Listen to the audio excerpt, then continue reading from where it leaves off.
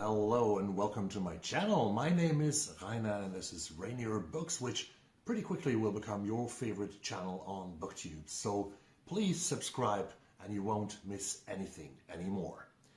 Mexican author Dahlia de la Cerda's collection of short stories, Reservoir Bitches, translated from the Spanish by Julia Sanches and Heather Cleary, was longlisted for this year's International Booker Prize that celebrates works and translation.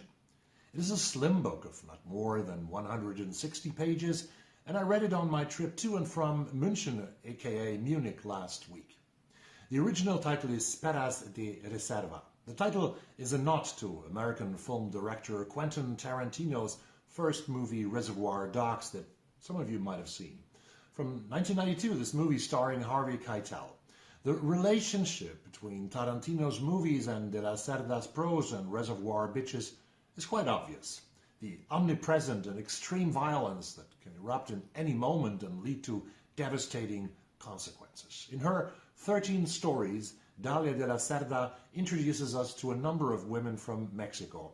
We have women who live in crime-infested neighborhoods, in barrios, cartel-affiliated daughters, we have spinster seamstresses, we have a female sicaria, which means a professional killer, and a trans woman that gets assaulted. Some of these women are poor, some are lower middle class, and some are very rich.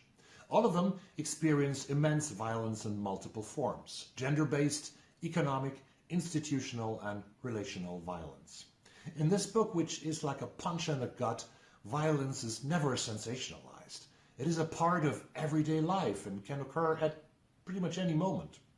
The collection starts with a story called Parsley and Coca-Cola, a young woman who is a student with low income in a low-income neighborhood.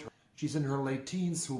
She performs an abortion since she cannot afford a clinic. She's all alone and decides to take misoprostol without any medical supervision, a drug that helps pregnant women to speed up the process of giving birth, but which is also used by women who cannot get a regular abortion. This story is not suited for the faint-hearted, but De la Cerda sets a tone here. She writes about women and their situation in today's Mexico.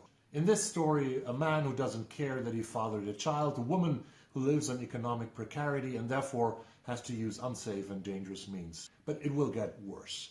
A variation happens in The Rose of Sharon, where we meet a young teenage mother just 15 years old who endures abuse by her husband, who then dies. She spirals downwards into a circle of obsession and hears voices that tell her to do unspeakable things. Some of the characters appear in several stories, like Regina, the daughter of a politician who wants to have a narco boyfriend which will upend her life in the end, and Juliana, a friend of hers, who is the daughter of a rich narco boss who wants to take revenge for Regina's death. La China is a sicaria, a young woman who is a contract killer. Another story called Sequence is about a young trans sex worker and her horrible fate in a society where transphobia leads to the worst violent outbursts.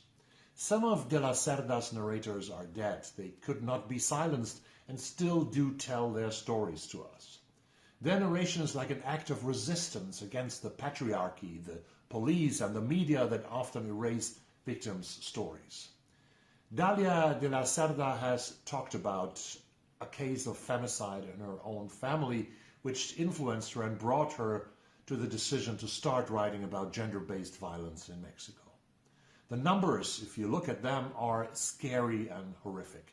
Every day, 10 women are killed in Mexico, and just 5% of all cases lead to a conviction of those who are responsible.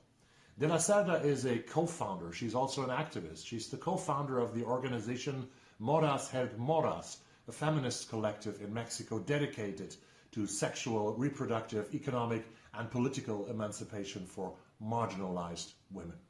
The stories of Reservoir Bitches that Amazon Prime has actually bought the rights for to make a TV series out of are an outcry about the immensely vulnerable situation in which many Mexican girls and women are. there are several layers and topics in these stories. De la Cerda uses very colloquial language with brutal and honest descriptions and has stated that she sees her writing as punk because she consciously differs from what is regarded as appropriate language in Spanish-speaking literature. For me, Reservoir Dogs was the most honest and compelling book that I have read so far this year. I put links to more information about femicide in Mexico, but also to Dahlia de la Cerda's organization Moras, Help Moras, that aims to help and empower marginalized women, down in the text below.